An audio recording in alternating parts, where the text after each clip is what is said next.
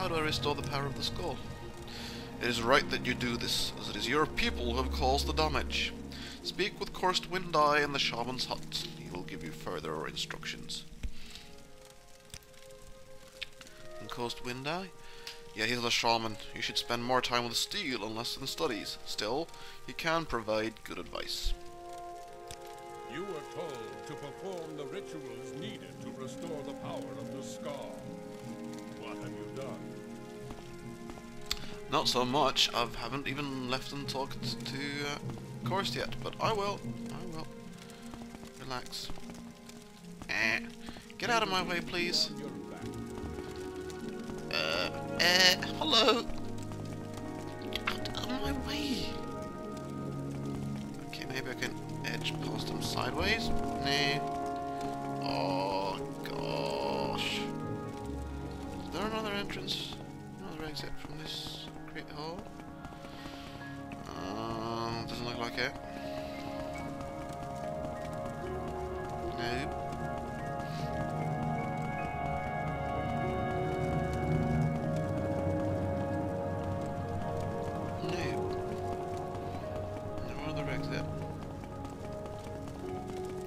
Get out the way, okay? You know, this is silly. There's no reason why I should be blocking my way, so time to use the console a little bit.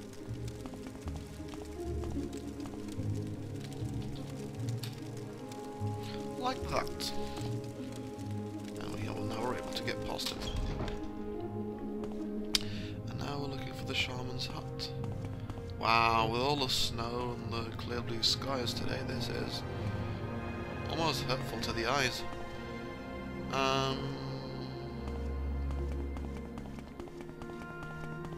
Is the shaman's hut in this direction? Another quiet's house. Yeah, the shaman's hut. Now, I'm here partly because I'm curious about the Nords.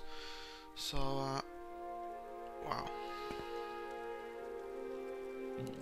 What's that thing? Oh, I guess it's kind of leaned towards the wall. 5 stars? Alright, the Ashlanders and stuff.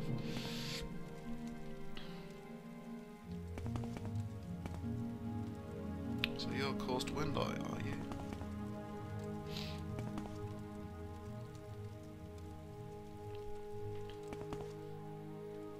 Well, I'm supposed to be talking to you. Just thought I'd hear some of your voice first, but no. Greetings to you, wanderer. Why have you come to our village? To seek your advice, oh wise shaman. And I'm going to talk to you with about as much as possible, I think. You've never heard of Almalexia, that's not so shocking. She's a goddess on Morrowind. But I guess you have no reason to know anything about the Dark Elf gods.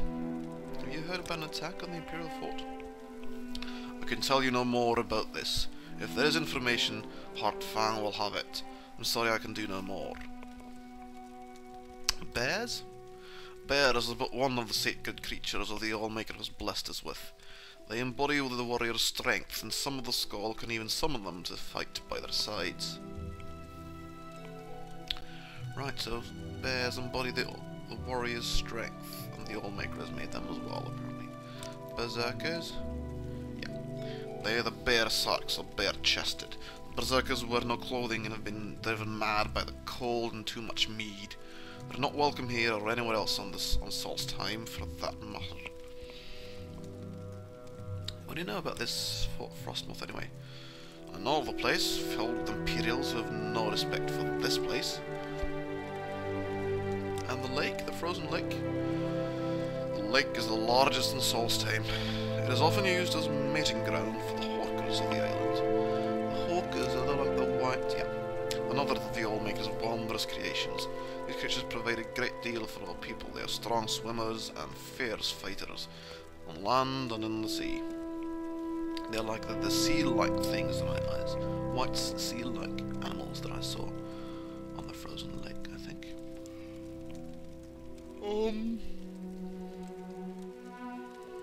I've already heard this many, so I've probably spotted near Thirsk, but I can still ask you. The was no Marisa around here. If she had left the Imperial Cult Shrine and was headed north, she never made it this far. What do you know about this oneness? There is a careful balance that lays in things, all the things of this world. The animals, the trees, even the rocks and the winds. It is a harmony that the Skull draw power from, by the grace of the Allmaker, he who gave us these gifts. But when this balance is upset, our power is lessened. Yeah, Hotfang said something about me being tasked with sort of restoring the power of the Skull. Heartfang wishes for you to do this, does he? Then I will assist you. There is a ritual that must be completed. On Solstheim you will find 6 standing stones, each representing one of the 6 gifts of the Allmaker. At each of these stones a ritual must be completed. Once the ritual of the gifts is complete, the oneness should be restored.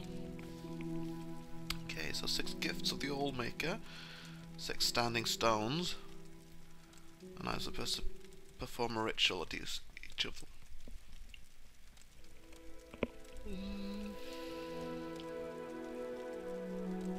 I guess maybe you can tell me more about these rituals of the gifts. It would be too much for any not of the Skull to remember. Here, take this. It will explain the rituals and guide you on your way. This book may be of some use to you as well.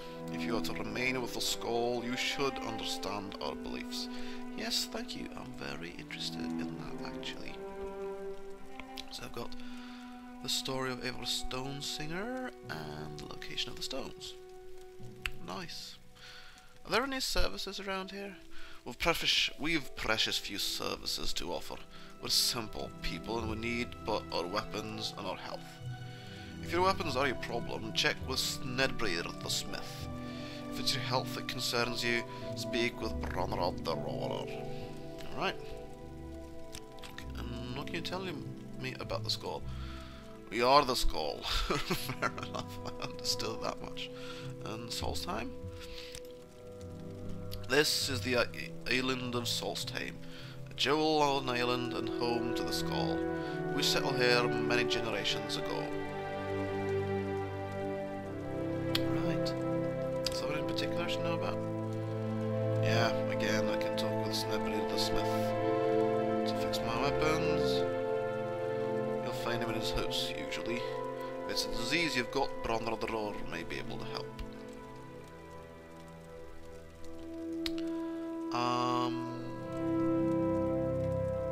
Specific place I should know about? Same stuff all over again, okay.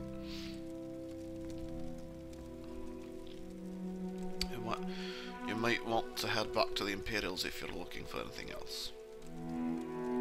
Okay, so this Mead Hall of Thirsk. You heard of that? Thirsk is just to the east of Lake Fjelding. It's a mead hall that was built by a group of Skull who split from our village over 100 years ago. They no longer follow our ways, but we've no quarrel with them. Right, okay, so even on this island we've got at least 2 tribes of Nords with slightly different culture. That's interesting. Leaves for a lot of variety in Skyrim, I suppose. Werewolves, what do you know about them? They are perversions.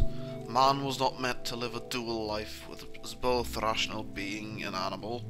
These beasts are evil and dangerous, but they are also very rare. More have been seen in recent times, though. And wolves, yeah, same stuff that Windeye told me. Okay, thanks. Bye for now. I'm actually gonna go read these books I got. I'm gonna have to bring it out into the sunlight. So I think that will maybe be like a separate episode that you can just skip if you're not interested in sort of reading long books, I guess. I'm here for the lore of the Nords, and these stories of the Nords should tell me something, I hope, of the culture of these Nords. This is the location of the stones, these standing stones, representing the gifts of the Allmaker. There's a windstone, a beaststone, treestone, an earthstone, and a sunstone. So I guess the sun, the trees, the earth, beasts, winds, and water are all the gifts of the Allmaker. Well, everything would be the gift of the Allmaker, wouldn't it, if you made everything? Anyway, the story of Abel Stonesinner. Right.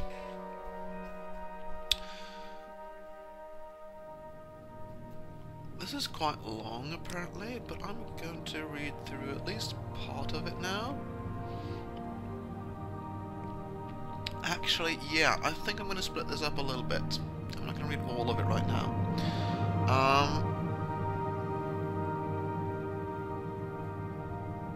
I'll read the beginning and part of the ending, I think. Sit quietly, child, and listen, for the story I tell you is a story of the ages. But what is it, grandfather? Is it a story of heroes and beasts? The grandfather looked patiently at the child. I mean, this is Philovita reading, so I'm going to read this as Philovita, not like the Nords. I couldn't possibly do this whole thing in sort of attempted Nord accent. The child was growing into a fine boy. Soon he would see the value in the stories, the lessons that were taught to each generation. Just listen, child, and let the story take root in your heart. In a time before now, long before now, when the Skull were new, there was peace in the land. The sun was hot, and the crops grew long, and the people were happy in the peace that the Allmaker provided. But the Skull grew complacent and lazy, and they took for granted the lands and all the gifts the Allmaker had given them. They forgot, or chose not to remember, that the adversary is always watching, and that he delights in tormenting the Allmaker and his chosen people. And so it was that the adversary came to be among the Skull. So already we've learnt that at least these Nords believe in an adversary, like an evil enemy, and that, like so many religious people, they are, you know, if something goes wrong, it's because they don't show enough thankfulness and love for the gods. Apparently, I've heard that story before. Anyway, the adversary has many aspects. He appears in the unholy beasts and the incurable plague. At the end of seasons, we will know him as Thartorg, the world devourer.